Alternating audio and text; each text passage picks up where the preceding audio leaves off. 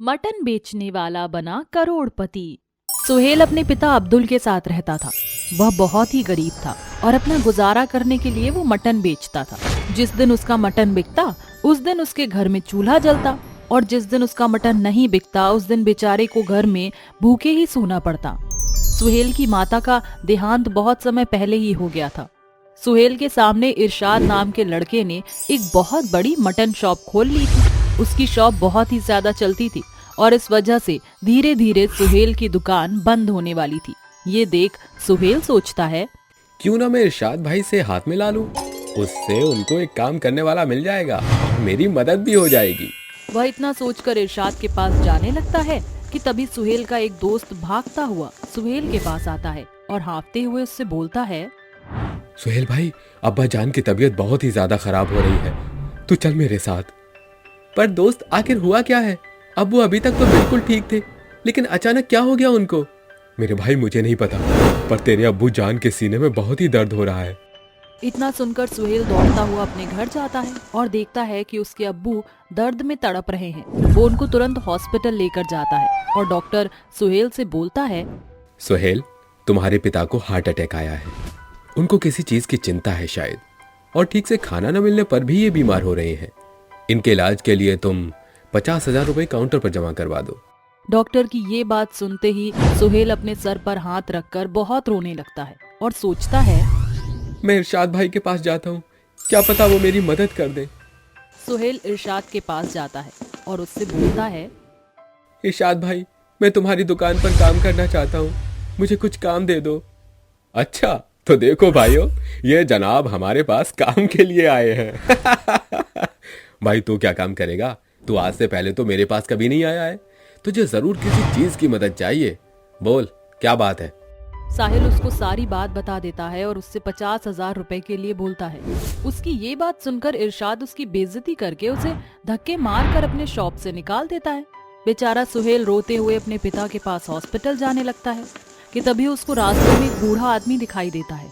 वो पानी की गुहार लगा रहा होता है कि तभी सुहेल तुरंत उस बूढ़े आदमी के पास जाता है और उसको पानी पिला देता है। ये देख वो बूढ़ा आदमी बोलता है, बेटा, मैं कुछ ही देर में अल्लाह के पास चला जाऊंगा। मेरी ये बकरी है, तुम इसकी देखभाल करते रहना। ये कोई आम बकरी नहीं है, बल्कि एक जादुई बकरी है। वो बूढ़ा आदमी बोल ही रहा होता है कि तभी बोलते बोलते उसके प्राण निकल जाते हैं और सुहेल उस बकरी को लेकर अपने साथ चल देता है। थोड़ी देर चलने के बाद बकरी वहाँ पॉटी करती है और उसकी पॉटी सोने की निकलती है। ये देखकर सुहेल हैरान हो जाता है और खुद से बोलता है, अरे ये क्या, बकरी पॉटी कर रही है, और ये पॉटी मामूली नहीं बल्कि सोने की है। ऐसा कैसे हो सकता है? सुहेल बकरी की पॉटी को उठाकर अपनी जेब में रख लेता है और बाजार में जाकर उसको बेच देता है। उससे उसको जो पैसे मिलते हैं उससे वह अपने अब्बू का इलाज करवाता है और अब उसके अब्बू बिल्कुल ठीक हो जाते हैं। ये सारी बात सुहेल अपने अब्बू से बोलता है। ये सब सुनकर उसके अब्बू बोलते हैं, बेटा सुहेल, अल्लाह ने इस बकरी के द्वारा हमारे पास एक फरिश्ता भेजा है। सुहेल, तू अब इस बकरी से अपना कारोबार दूसरे गांव में शुरू कर दे। नहीं अब्बू, मैं दूसरे गांव में अपना कारोबार शुरू नहीं करूंगा। मैं अगर कारोबार शुरू करूंगा तो यहीं पर करूंगा।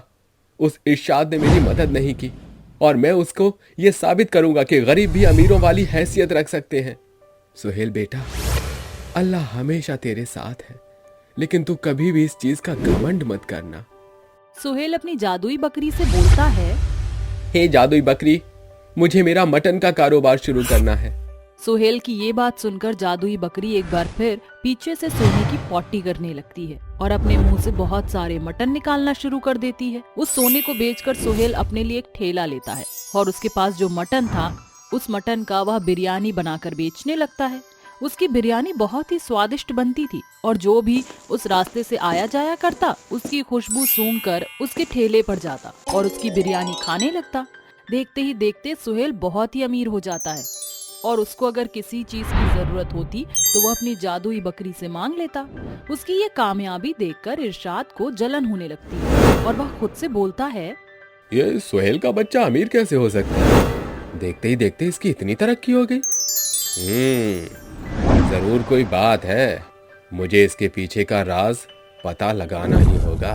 रात को इरशाद सुहेल का पीछा करते हुए उसके घर तक जाता है और उसके घर पर चमकती हुई बकरी को देख लेता है और वह उस बकरी को चुराने लगता है कि तभी वह बकरी बहुत बड़ी हो जाती है और चमकने लगती है और खूब तेज तेज चिल्लाने लगती है। मैं, मैं। उसकी आवाज सुनकर सभी गांव वाले वहां पर आ जाते हैं और देखते हैं कि इरशाद सुहेल की बकरी चुरा रहा था। ये सब देखकर गांव वालों को बहुत ही गुस्सा आता है और वो लोग इरशाद को जेल में डलवाने की बात करते हैं। अरे भैया ये देखो, इरशाद भैया तो चोर निकले, ये तो सुहेल का बकरी चुरा रहा था। हाँ हाँ भैया, तुम सही कहते हो, इसको जेल में डलवा देना चाहिए। आखिर इको भी पता चलना चाहिए कि आखिर चोरी करने की सजा क्या होवत है। गांव वाले आपस में बात कर ही रहे होते हैं कि इतने में वह बकरी इरशाद और गांव वाले से बोलती है, इरशाद तुमने बहुत बड़ा पाप किया है। तुम मुझे चुराना चाहते थे, लेकिन ऐसा नहीं हो सकता। मैं केवल उन्हीं लोगों के साथ रहती हूँ जो ईमानदार होते हैं और लोगों की मदद करते हैं, और तुम जैसे चोरों के साथ मैं कभी नहीं जाऊंगी। तुमने अपने मन में चोरी की भावना बसा ली। सुहेल एक नेक और ईमानदार इंसान था, इसलिए मैं आज तक उसके साथ रही, लेकिन अब मैं इस दुनिया से अपने अल्लाह के पास जा रही हूँ। मुझे सुहेल की जितनी मदद करनी थी मैंने कर दी, और सभी गांव वालों आप लोग भी सुन लीजिए, कभी किसी का बुरा नहीं सोचना चाहिए और किसी के प्रति ईर्ष्या और द्वेष की भावना खुद के अंदर मत आने देना। यदि तुम्हारे अंदर ऐसी कोई भी भावना आ जाती है तो तुम्हारा भी यही हाल होगा जो आज इरशाद का हुआ। इतना कहकर वह बकरी गायब हो जाती है। वहीं दूसरी तरफ गांव वाले इरशाद को पुलिस के हवाले कर देते हैं। इधर सुहेल बहुत ही दुखी था क्योंकि उसकी बकरी से वो बहुत ही प्यार करता था, लेकिन उसको एक बात की शांति थी कि अब उसको किसी के आगे हाथ फैलाने की जरूरत नहीं थी। उसका मटन बेचने का कारोबार बहुत ही आगे बढ़ गया था और वह धीरे धीरे करके बहुत ही तरक्की करने लग गया।